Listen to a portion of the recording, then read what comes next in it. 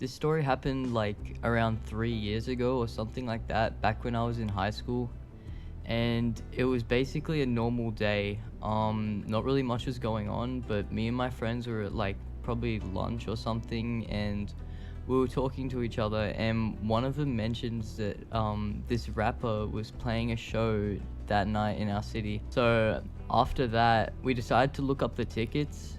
And I think we already knew about this a few months before this, and we did already look up the tickets, and they were like $300.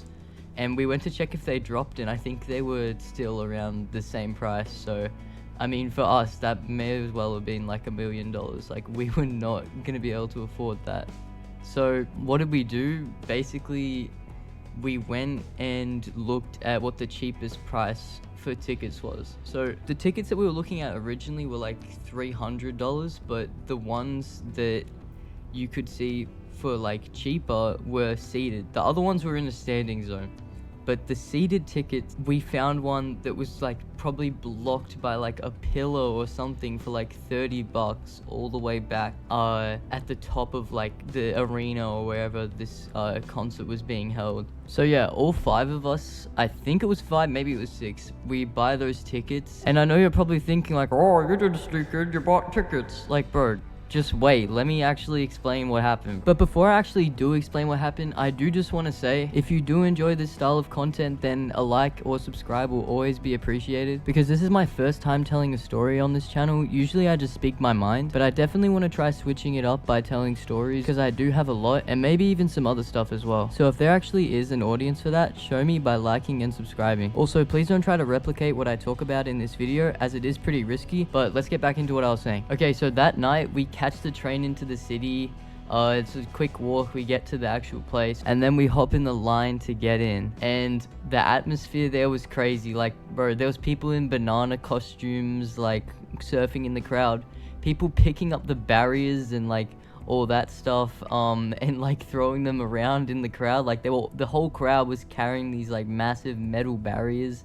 They did not care, bro. They just wanted to get in. And by now, you've probably already figured it out. But if you haven't, our goal was obviously to sneak into the mosh pit. So as soon as we get through the gates and we get let in by security, this is exactly what we did. So to actually get into the pit, you needed a wristband. So the first thing we did once we were inside was look around and see what they looked like. And I'm pretty sure they were like red and white.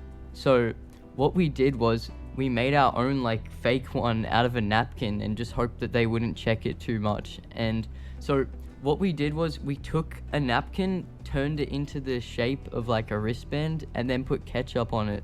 But we only had like enough resources for like one wristband. So one of us was gonna be the test run, and there was 2 layers of security between us and the actual pit. The first layer wasn't too serious. Like, we grouped up with like random people and made some friends and stuff, and waited with them for opportunity, and we just walked right on through, and the security didn't even really notice. You could honestly, like, there was many times like we had to walk around like multiple times, you could just walk right behind them, they didn't even notice. But the second layer was like a long stretch of like the floor, and the guards were all there, and they were like actually properly checking if you had wristbands and things like that. But we stood back for like a few minutes. Actually, it was like at least like 30 minutes, but we stood back and we watched a few people get through. We watched some people that had the same idea as us, and they made fake wristbands, and they actually got through, and the security didn't even notice at all. They just walked through, and they were confident, and they were fine. And then out of nowhere, one of my friends hops in the line and goes like,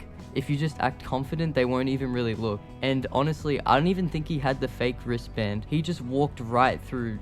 The security didn't even blink. Like, I don't even know what happened. I think they might have been checking someone else, and he just walked right past, and they didn't even notice. I think he pretended to show the wristband, walked past, blah, blah, blah. But he didn't even have the wristband, so I don't know how, like, he got away with that.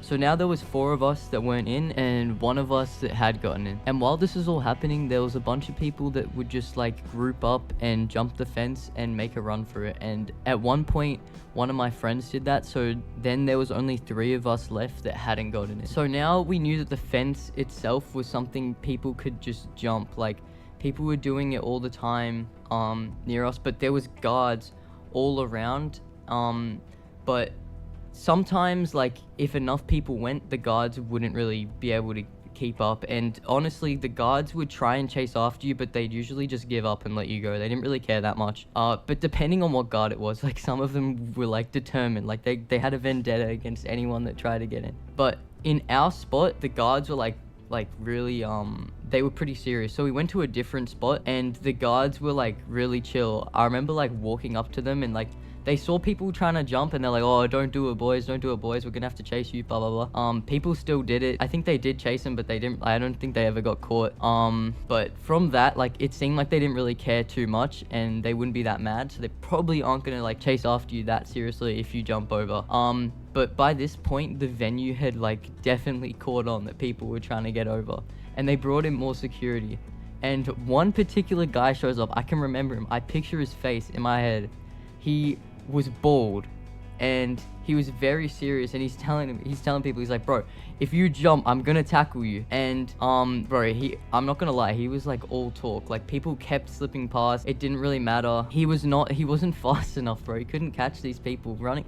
He maybe caught like one kid. I remember, I feel kind of bad for the people that got caught. Like, one guy ran, he got like spear tackled. Like, it was crazy. But I like stood there, I watched, because like you don't want to get caught, because you can't go again. If you get caught, they're just gonna kick you out. My plan was to wait for there to be enough going on so they're distracted and then go, because I feel like then you will have the best chance of them not catching. The problem is if I waited too long and things settled down, but if I waited too long, it would just be me standing there with this very focused bald guy watching everything I'm doing. So I don't want to wait too long, because other people are trying to get in too and you want to go with the crowd. So I got clever about it and I like asked my friend to take a photo with me right at the barrier, just so it looked like we were being normal, just trying to take a photo, you know, like, then we'll go back. Then the opening act comes on and the music is crazy. I remember in that moment, the music, I look up over to my right, the other side, so many people have just jumped the barrier. All the security turn around, even the guard who's been watching us